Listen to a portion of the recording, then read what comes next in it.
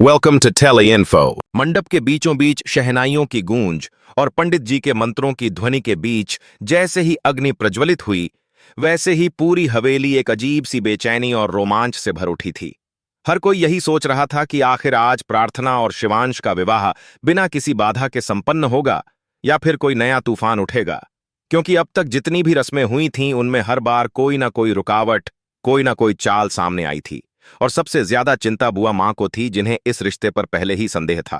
लेकिन प्रार्थना के दिल की चाहत और शिवांश के परिवार के दबाव ने सबको इस शादी के लिए मानने पर मजबूर कर दिया था। प्रार्थना खुद लाल सुर्ख लहंगे में दुल्हन बनी बैठी थी, मगर उसकी आंखों में कहीं ना कहीं डर और बेचैनी की परछाई साफ झलक रही थी, क्योंकि उसे लग रहा था कि उसकी किस्मत फिर कोई नया खेल खेलने वाली है। और ठीक उसी समय उसकी छोटी बहन, जो मासूम चेहरा और शरारती स्वभाव के लिए जानी जाती थी, अचानक मंडप से बाहर निकल गई और किसी ने गौर नहीं किया। सब बस मंत्रोच्चार और रस्मों में व्यस्त थे।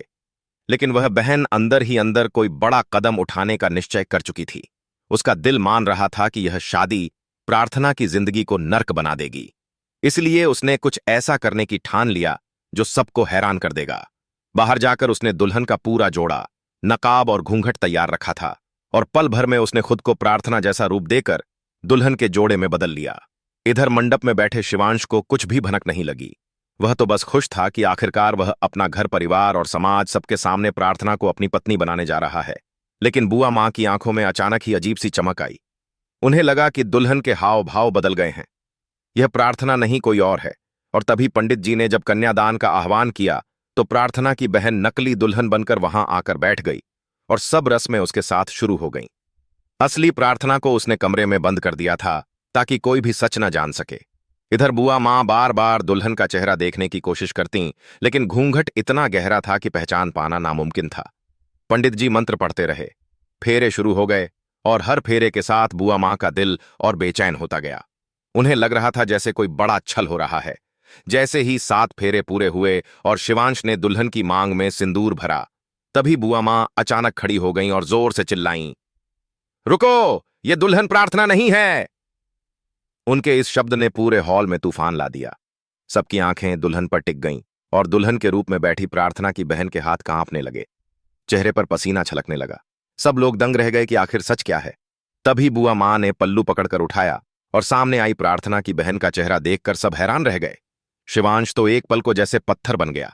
उसका दिमाग सुन्न हो गया कि आखिर उसकी शादी किससे हो गई, असली प्रार्थना कहां है, और क्यों उसकी ही बहन ने इतनी बड़ी साजिश की।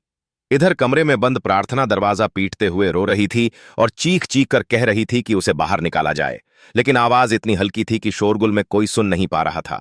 इस खुलासे के बाद पूरा माहौल अराजक हो गया। कुछ रिश्तेदारों ने प्रार्थना की बहन को पकड़कर सवाल करने शुरू किए कि उसने ऐसा क्यों किया, लेकिन उसके चेहरे पर आंसू थे। उसने बस इतना कहा, मैंने यह कदम अपनी बहन की जिंदगी बचाने के लिए उठाया है।